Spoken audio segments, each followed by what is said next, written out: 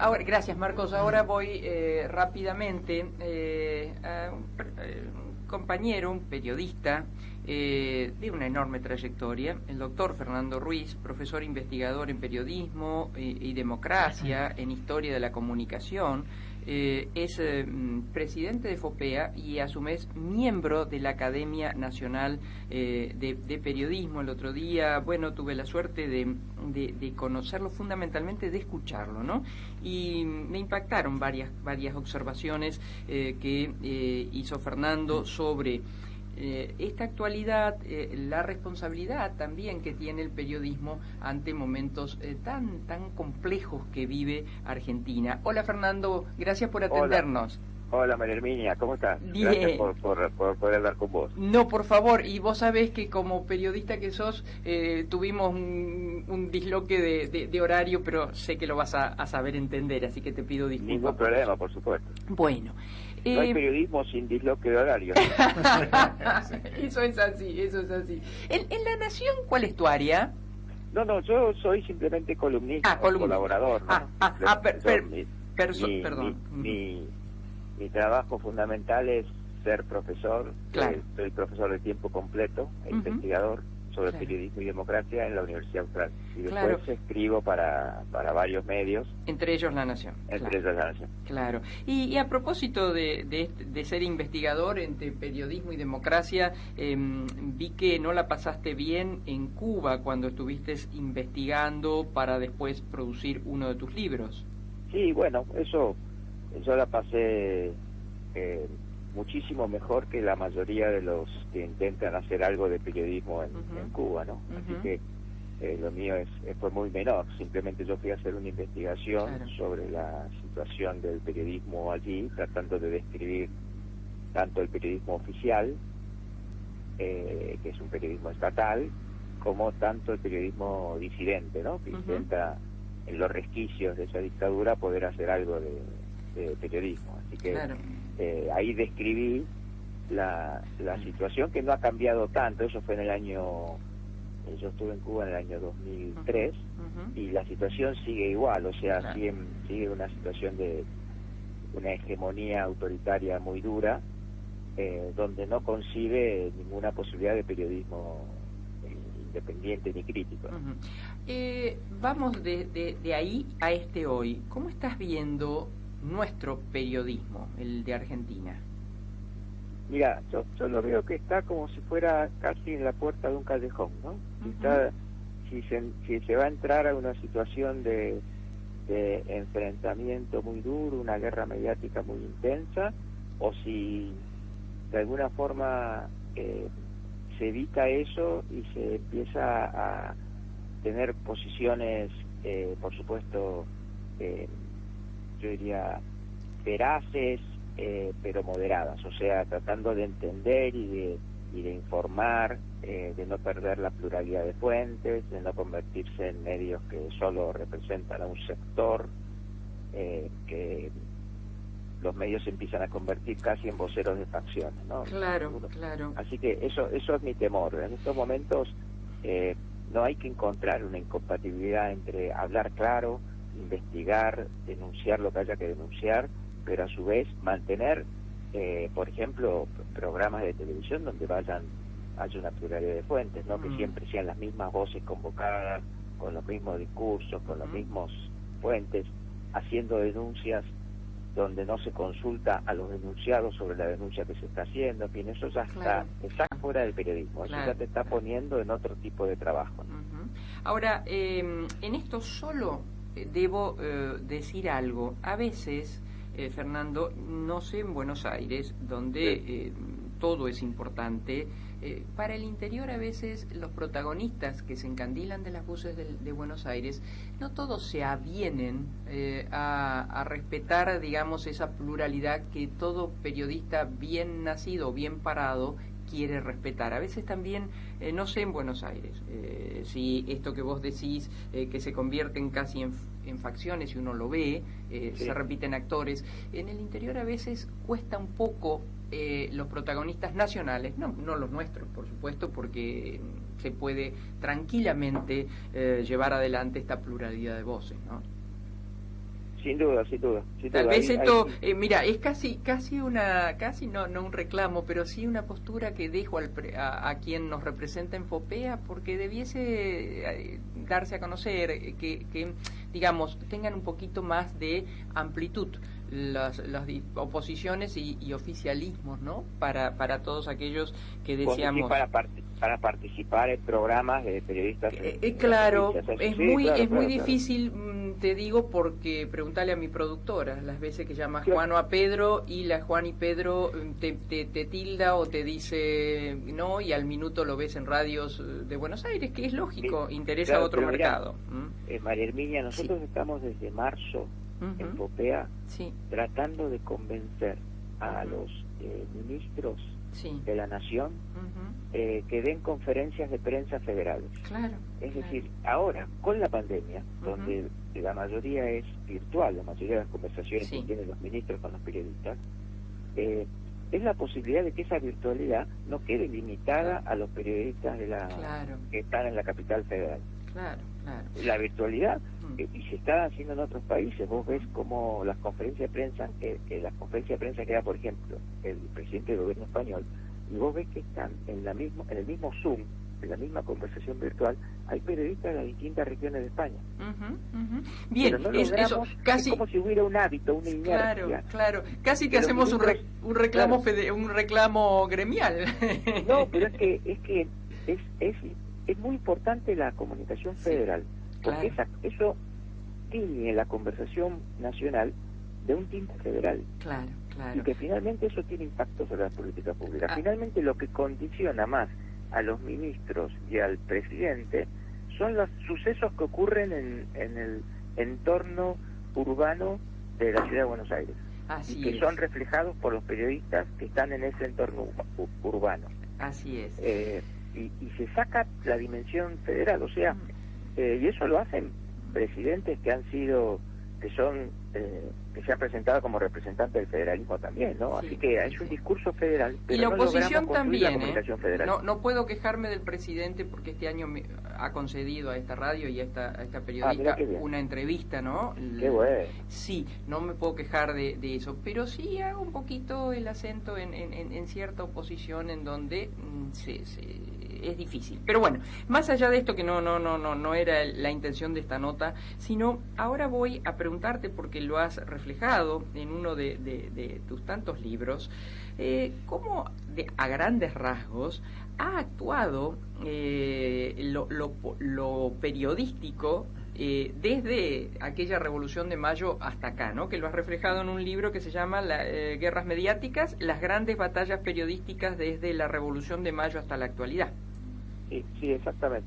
Ese es un libro que intenta describir alrededor de 8 o 9 de las grandes guerras mediáticas, que no son nada más que es la dimensión periodística de los grandes conflictos políticos argentinos, ¿no? Y ahí el periodismo siempre ha sido un actor político, Es imposible separar el periodismo de la política, María Herminia, por supuesto. A veces alguno hace un esfuerzo, pero es un esfuerzo de laboratorio sin ningún sentido. O sea, el periodismo también es una forma de intervenir a la política, que se intenta intervenir de alguna forma con reglas profesionales, a veces sin ningún tipo de reglas profesionales. Por lo tanto, nosotros no podemos revisar la historia del irigoyenismo, la historia del peronismo, la historia de los procesos de los últimos años sin entender al periodismo como un actor político muy, muy relevante. Así que el periodismo no es un testigo de la política, es un protagonista.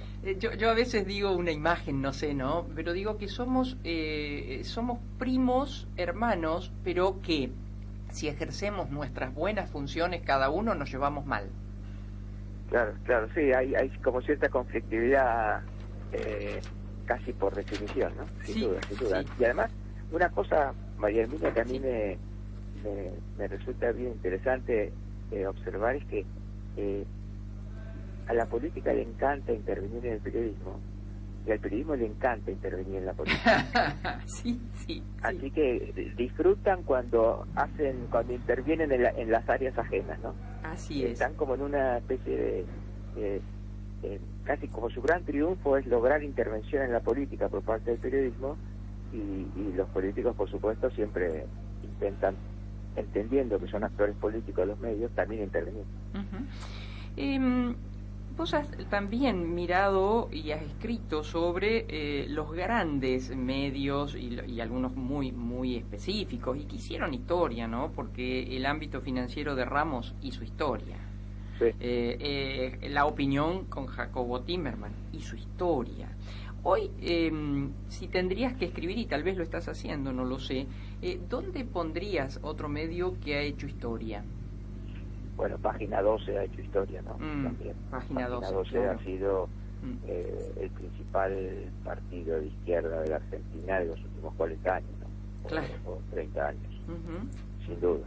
¿Y sigue manteniendo esa línea? Sí, ahora al perder autonomía o al estar muy identificado con los gobiernos, queda como sin perder, pierde un poquito de identidad, ¿no? Pero también, por supuesto, Clarín es un medio muy relevante en la historia reciente argentina, pero esos libros ya están escritos, ¿no? Claro. El libro de Clarín hay 2 libros de Martín Sivak, que son extraordinarios, que cuentan la historia de Clarín, que yo creo que están mejor contados que el propio Clarín. Fernando, Marcos Pereira te saluda, buenos días. Marcos, ¿cómo estás? ¿Qué opinas de la penetración que tienen las cadenas informativas, que tienen su sede en Capital Federal, pero que las vemos y mucho en las redacciones y que la gente también las consume? ¿Consideras que eso está ocurriendo? Sí, por supuesto. Ya el surgimiento de los canales de cable y las 24 horas de noticias, ya desde que empezó la CNN, ¿ya se acuerdan? En los primeros 80, sí. Fue muy impactante. ¿Te acuerdas que primero impactaba mucho en las noticias internacionales, ¿no? Esta idea de las 24 horas de noticias internacionales fue muy impactante. Sí. Y después en todos los países, no solo en Argentina, los canales de noticias de cable se han convertido en casi la banda informativa de las sociedades, ¿no? En algunos casos vieron que con un proceso de polarización muy fuerte, o sea, acentúan la polarización a veces, ¿no? Y nosotros tenemos una cantidad de canales de cable informativo que ya, con el nuevo que se está creando, que donde sale uno el 17 de octubre, IP, vinculado o hecho por Víctor Santamaría. Sí. La cantidad de canales que tenemos es realmente extraordinaria. Las redes sociales y ese intento de reemplazar nuestro oficio, ¿no? Que por suerte cuando pasan cosas graves, creo, como el caso de la pandemia y demás, se busca la firma todavía de los periodistas. Sí, están, yo diría que no nos han reemplazado, pero sí nos han marginalizado un poco, ¿no? Nos han sacado un poquito del centro de la escena. Las redes han permitido que todas las instituciones, todas las voces puedan comunicarse directamente, entonces ya no se necesita ser mediado, o sea, ya no se necesita pasar a través de los medios, pero vieron que las redes instalan un ritmo y una velocidad a la actualidad que, yo digo, siempre es como pasar de jugar hockey sobre césped a pasar a jugar hockey sobre hielo, ¿no? Es otra velocidad, es otro deporte, ¿no? Las redes sociales, incluso para la gestión del gobierno, ¿no? Antes estaban bastante condicionados por los medios, ahora las redes sociales les ponen una velocidad a la gestión del gobierno tremenda, ¿no? Y la gestión de la información para los periodistas realmente. ¿Se acuerdan que en algún momento los periodistas sentían, en algún momento del día, que ya estábamos completamente informados, ¿no? O sea, que ya realmente nada nos podía sorprender, pero con las redes sociales la velocidad del flujo hace que no haya ninguna posibilidad de que uno pueda decir que estoy completamente informado. Sí. El periodismo, por suerte, cada vez se forma más. Es muy raro, salvo los de redes, pero digo, los de redes que dicen ser o se sienten periodistas, ¿no? A eso me refiero. Ahora, ¿alcanza esa formación para lo que vemos? Mira, yo pienso que llevo 30 años trabajando en la facultad de forma periodista, pero ya desde el primer día pienso que hay muchos estudiantes que han pasado por las facultades y siguen siendo ignorantes, y muchas personas que nunca pasaron por la facultad y son absolutamente formados, porque en el periodismo lo esencial es el proceso de autoformación, o sea, es un proceso de autoformación constante, y eso ustedes lo podrán ver también, ¿no? Periodistas que salen de las facultades y han asimilado momentáneamente conocimientos, pero uno siente que no tienen ese proceso de autoformación permanente, de autoaprendizaje, ¿no? El periodista que en vez de estar informado estudia la información, que es muy diferente. Claro. Se ha perdido un poco el apego, perdón, Marcos. Se ha perdido un poco el apego por las fuentes, ¿no? Eso que a nosotros nos inculcaron tanto. Sí, eso es esencial, ¿no? Porque si uno no tiene rigor en el manejo de la información, no pasa el primer escalón Sin embargo, aparece en estos medios tan parcializados, ¿no? Que uno ve donde periodistas de talla, bueno, escuchan una voz. Eso es tremendo, porque son más eficaces comunicadores, son muy eficaces comunicadores, pero muy malos periodistas. Claro. Esa contraposición que se te genera, ¿no? O sea, son muy malos en el rigor de la información. Claro. Son muy malos para el registro y la gestión de las fuentes. Pero son excelentes comunicadores, son capaces de instalar ideas en la cabeza de los demás. O sea, es una cosa bastante perversa, pero que pasa mucho, no solo en Argentina, ¿no? Tipos con una enorme capacidad de comunicación, pero son muy malos como periodistas. Y éramos pocos y aparecieron Google y Facebook también en el mercado, ¿no? Bueno, y perdón que acote algo, todavía no lo terminé, no tuve tiempo, pero estoy viendo una serie, que no es serie, en realidad no es Borgen, que me encantó y vos la mencionaste el otro día, sino que es la importancia, lo que hay que saber de las redes, algo así, que sobre protagonistas de los que la han hecho y la critican. Sí, yo ahí siento que hay cierta demonización, ¿no? O sea, son nuevas plataformas, es un nuevo mundo, hay que aprender a gestionar cosas, las plataformas tienen que cambiar también sus protocolos y sus términos y condiciones, pero yo pienso que incluso estamos en la década de mayor libertad de expresión de la historia, y se generan nuevos problemas porque estamos en un nuevo mundo, ¿no? Así que yo ahí ese documental también lo vi y me pareció en algunos casos un poquito demonizante, ¿no? Sí, hay cosas reales, pero no lo terminé de ver, pero algunas cosas me choquearon de entrada. La última pregunta, Fernando, si Marcos no tiene algo más, y es, ¿te animás a pensarnos periodísticamente en, no tanto, 20, 30 años? Eso es un dilema imposible. Mira, acabo de terminar un libro que se llama algo así como Un día en la vida de un periodista, y describe un día en la vida del periodista en los últimos 200 años en distintos momentos, ¿no? Entonces, cómo era un día en la vida de un periodista en la Revolución de Mayo, cómo era un día en la vida del periodista en la Semana Trágica, ¿no? Hasta llegar al 2018. Y lo que uno puede ver es que no cambia en absoluto la importancia de la información en el periodismo, pero todo lo demás cambia. O sea, las plataformas van a cambiar 1000 veces, lo único que siempre va a ser relevante es que los periodistas que van a tener el liderazgo en cada momento van a ser los que tengan la mayor cantidad y calidad de información. Así que sobre las plataformas no podemos decir nada ni siquiera de lo que vamos a tener el año que viene casi. Claro. Sería como dice... Este año sería ciencia ficción, pero sí podemos tener la certeza que la profesión periodística va a ser más eficaz para sobrevivir y para expandirse, va a ser aquella que pueda tener la mejor capacidad de obtener, refinar y comunicar información. Como diría Pinti, pasan los gobiernos, pero quedan los artistas, en este caso quedan los periodistas. Exactamente, eso espero que no sea una expresión de deseo, yo estoy convencido de eso. Bueno, Fernando, gracias por tu tiempo este sábado a la mañana, Un abrazo grande, María y Marco. Bueno, gracias. El doctor Fernando Ruiz, profesor investigador en periodismo y democracia de la Universidad Austral, es doctor en comunicación. Lo que me olvidé preguntarle, mira vos, ¿qué se siente? Porque él en la Academia Nacional de Periodismo se sienta hoy en la que le perteneció a Juan Manuel Estrada, ¿no? Qué pavada de desafío, ¿no?